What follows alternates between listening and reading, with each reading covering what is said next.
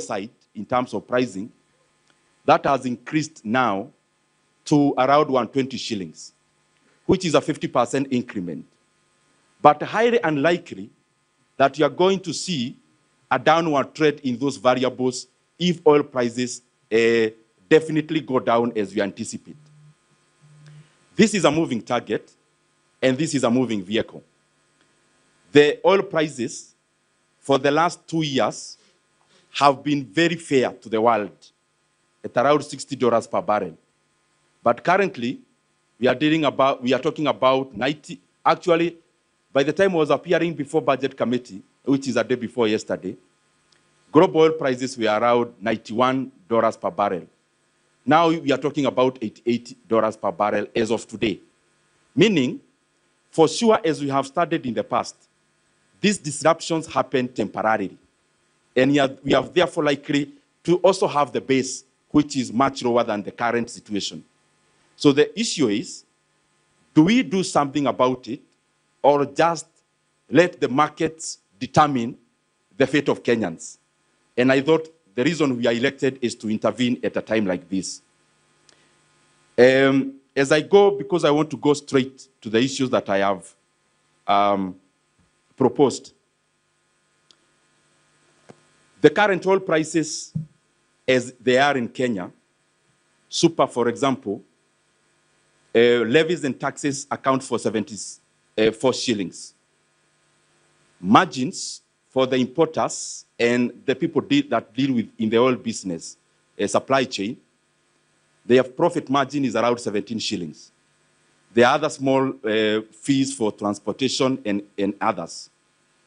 So in a country like ours, we have a 74 shillings opportunity plus a 17 shillings opportunity to do something at the pump price.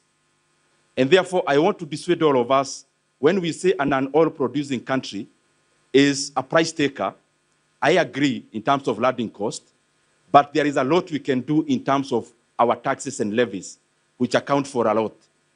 In super, we are talking about 74 shillings. In diesel, we are also talking about between 60 and 70 shillings. That is taxes and levies without actually inputting the margins. If you input the margins, we are talking about over 90 shillings per liter. And that is the basis of my proposal. That to lower the fuel prices now, temporarily, actually my workings are for the next 6 months, we do 4 things.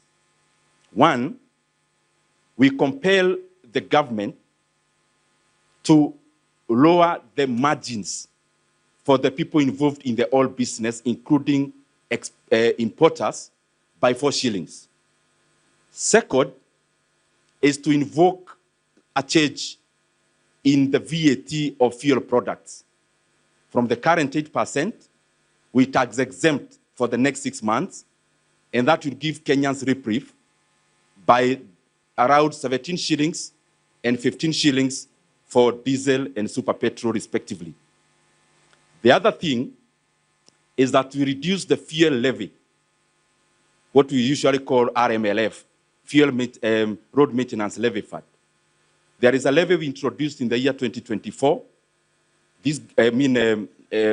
We can do something about that by revoking it, because the situation has changed. So that will save across the board around 7 shillings.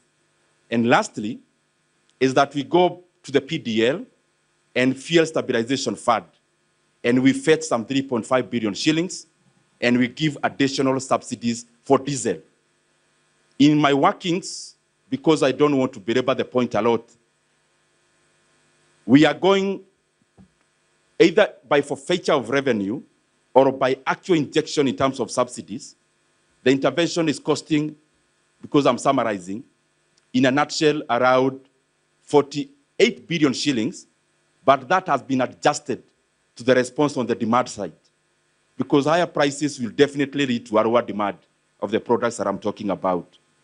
And my workings in this proposal is that Kenya consumes around 240 million liters of diesel a month and around 185 million liters of diesel, of super petrol. Those are my workings. Maybe the other thing I can add is that